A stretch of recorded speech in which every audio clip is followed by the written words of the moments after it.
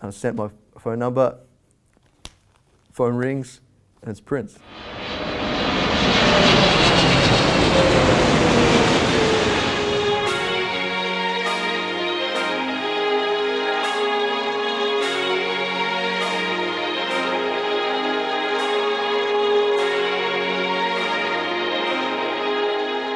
I was born in India in a place that's now renamed Chennai. My mum and dad were athletes in India. They did track and field athletics at a very high level. They really saved up all they could just to make the trip out of here because they wanted to pursue a better life for me and my older brother. So I moved to Australia when I was a child, maybe 1 or 2 years old. My dad was very much into music. He wasn't a musician at all, but he loved all styles of music from jazz to classical rock.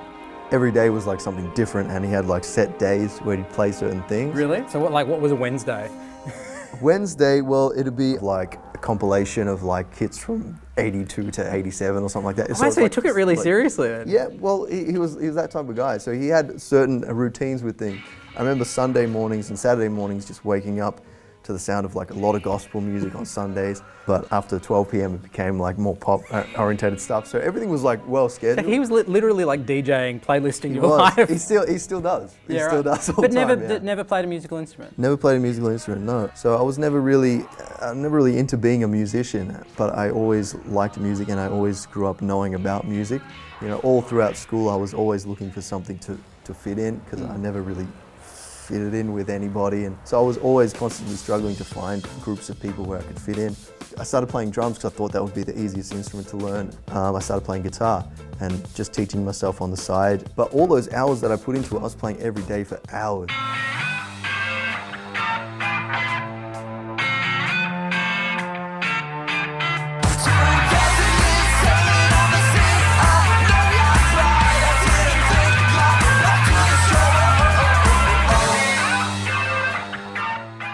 There was a moment when you really wanted to walk away from the music industry.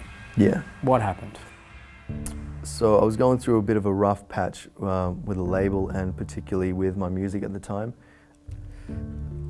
I really felt as though the music game wasn't for me, just from what was popular within music. Where I sat, I felt as though I was so isolated from everybody else in the music industry and what was popular and cool. I knew that the label was going to drop me because our release that we just released didn't really do too well. It kind of flopped.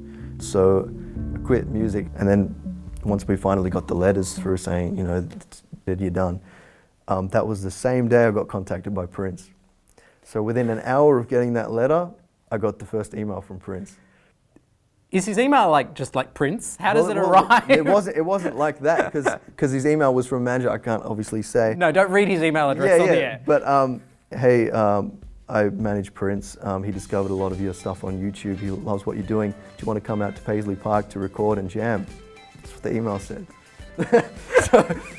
And then it was signed by Prince. And I was like, what the hell? Is this real or is somebody playing a joke on me? And I was so depressed at that time. So I was just like, yeah, some idiot's like playing a trick on you. And obviously I thought it was fake, but I replied saying, yeah, cool, sounds good. Do you have any more details, something like that? Just something like, yeah. You know, after a while they could sense that I was like, this guy's hesitant about whether this is real or not. We can tell.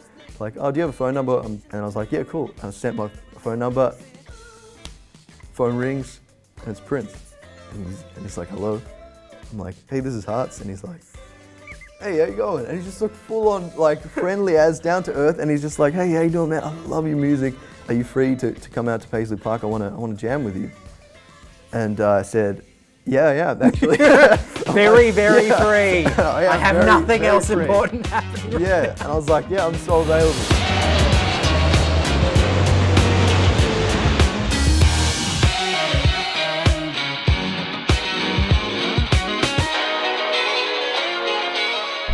He still didn't tell me what exactly this was for.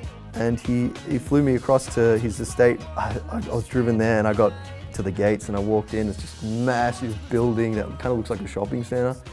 And I walked in and like a band was setting up in the corner, and I recognized them all because they're Prince's band and stuff, but I didn't want to say anything. This is you playing it cool. Yeah, I just walked in, I sat down on the chair, on a chair, looking around, people were like, who's this guy? Like, what's he doing kind of thing? Like, is he supposed to be here? Should we kick him out or whatever? And I was just like so nervous and just like, oh man, what am I doing here? Like, and then the band started playing like music. And as they started rehearsing and playing, I was just like, I recognize this. And they were playing my stuff. Like the band was rehearsing my music. Oh, power to us all.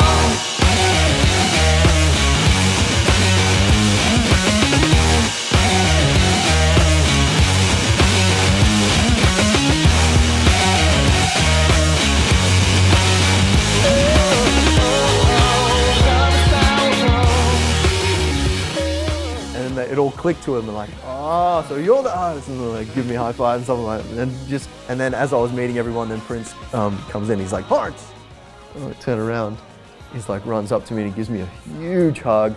See, this is funny because when people think of Prince, you think of this really enigmatic polymath performer up on stage. You don't think hugs. Yeah. You don't think hugs to And Prince. that's the thing, because I didn't know anything about him apart from his interviews and what I'd learnt like that.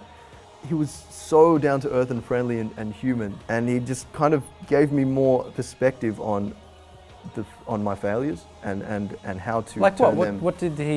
What did you learn from that? There was no clear definition as to what I was in terms of a musician.